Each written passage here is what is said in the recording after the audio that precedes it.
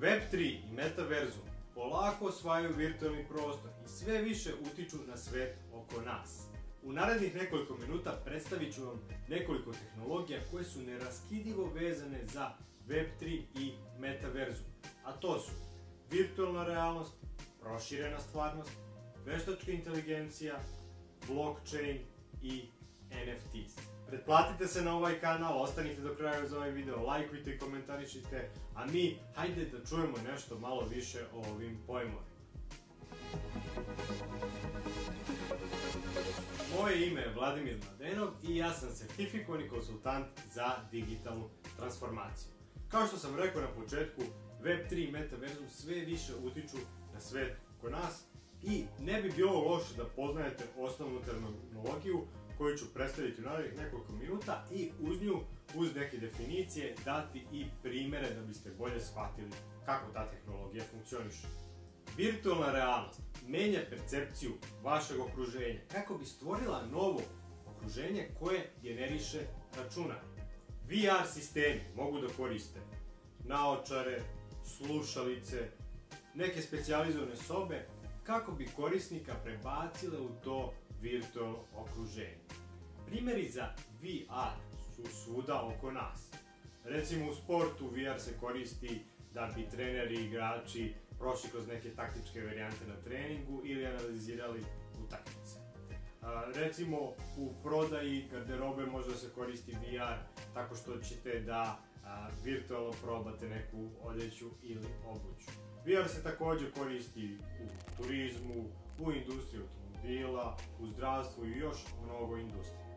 Proširena stvarnost spaja stvarni i virtualni svet preklapajući fizičko okruženje sa digitalnim informacijama.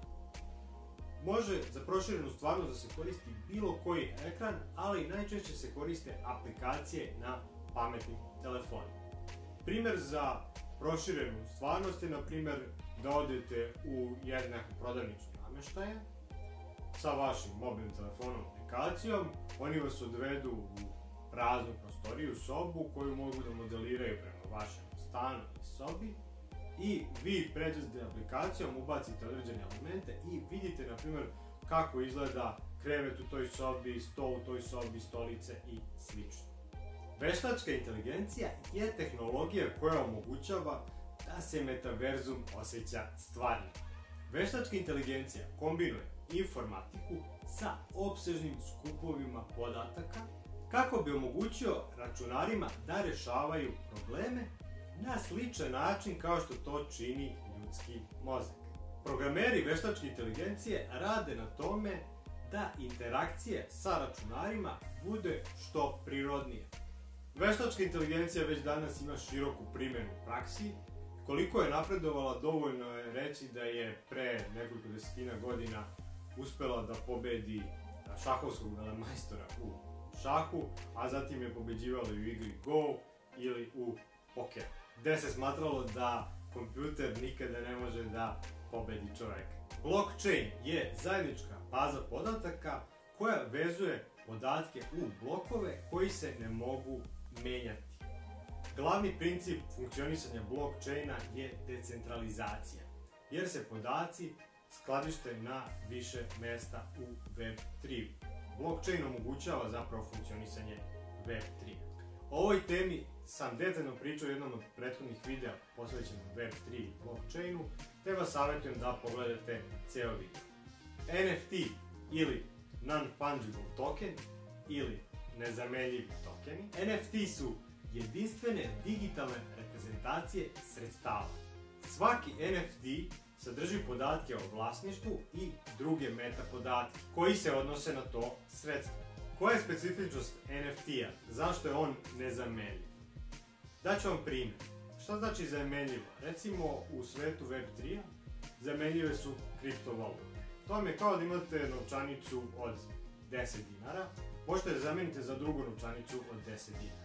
Isto tako, neku kriptovalutu, recimo jedan Bitcoin, možete zameniti za drugi Bitcoin.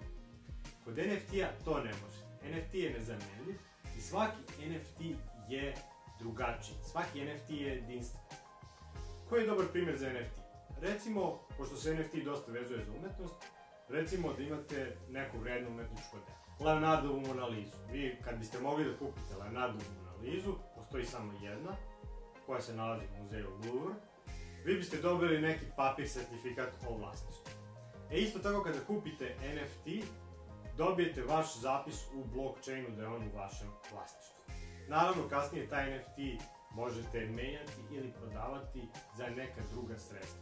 Recimo, ako imate kolekciju od 10.000 NFT-eva, kao što su oni najpoznatiji takozvani smoreni majmuni, kojih ima 10.000, svaki od tih 10.000 majmuna je na neki način jedinstven i u zavisnosti od nekih aseta koje oni imaju, zavisi i njihova vrednost. Neki su vredniji, a neki su manje vredni.